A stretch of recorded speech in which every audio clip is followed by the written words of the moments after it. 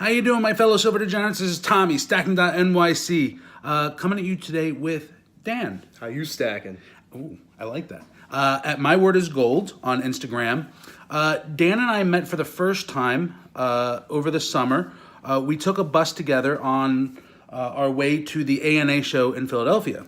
And we both actually had the intention of getting some coins graded.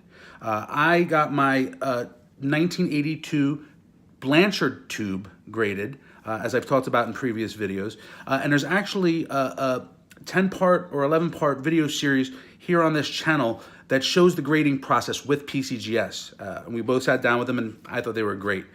But one of the reasons we're sitting down today is, as all of you know, my primary focus is on silver.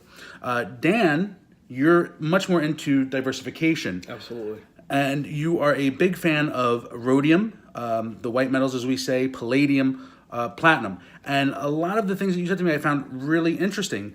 So I want to ask you some questions, and let's see if we can get some information out to the people.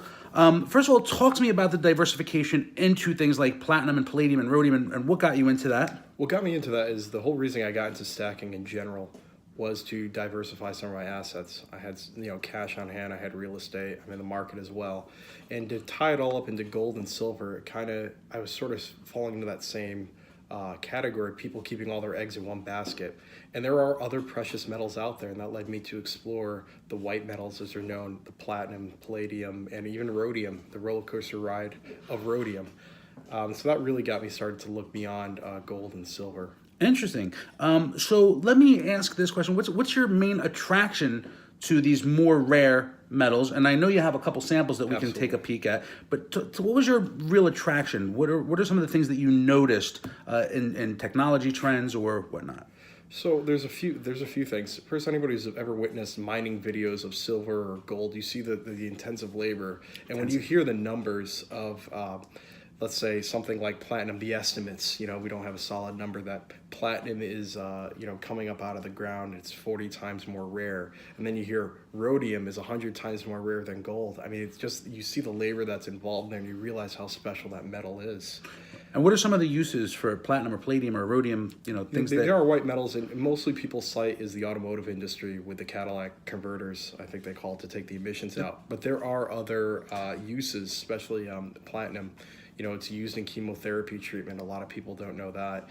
It is also, platinum is used, it's the reason why hard drives have been able to contain more memory. I don't have this, I'm not an IT guy, but that is cited as a reason why more memory can fit onto a hard drive. Something about it can amplify the magnets inside a hard drive. I have no idea what's inside a hard drive. Maybe there's an IT guy. Science.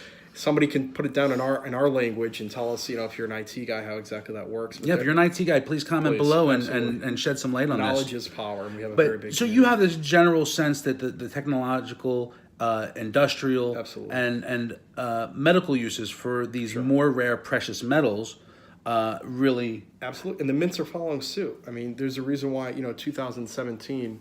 was the first year, maybe you could hold it up for me because it's kind of hard for me to reach up. 2017 was the first year the U.S. Mint did their Palladium Eagles.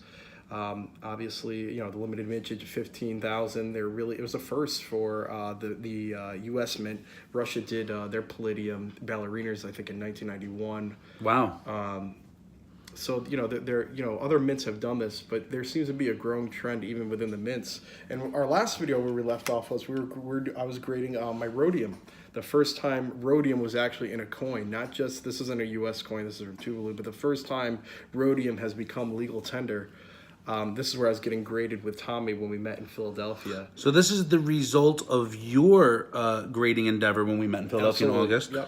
And this came back as a PCGS PR69 DCAM. Yep, and I also had a 68 and another 69. Sorry, I gotta get this right. Yeah, rhodium is a very tough metal to work with. To have that shine, that luster, it's kind of remarkable what the Baird Mint did. Even though it is a Tuvalu coin, the Baird Mint has that history of working with rhodium.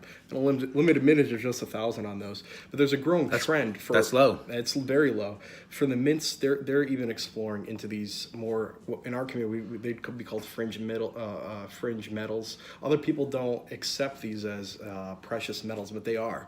When you look at the numbers, there is precious. They are precious. They're rare, and there is industrial usage to them. Exactly. Well, what makes precious metals precious is that we assign a sort of economic value to them. Absolutely.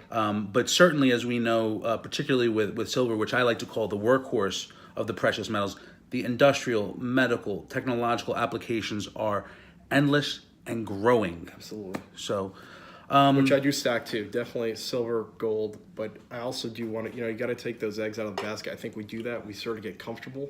I think that's what it is. People get very comfortable. Something like rhodium is a little bit of a roller coaster ride, and I'm a young man, and I don't mind waiting whatever I have to wait 30 years for it to maybe rebound. But and it is growing. I think 2 years ago the low was about $800, and now we're at the $2,300 mark. So rhodium, it is this roller coaster ride, and it's not for the faint-hearted. But there is a growing trend. No, it's not. Gold, silver, same things. Silver is one of the most wildly fluctuating assets that you can own. And to see the mints play around with these metals, I think sort of that sends a signal to us too as stackers. Interesting.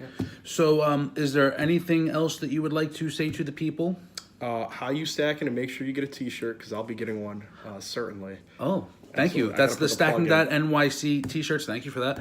Which I am selling through my website, www.stacking.nyc. I am donating $8 per shirt towards a fund for an essay contest for college-age students in the community. Check me out on Instagram to learn a little bit more.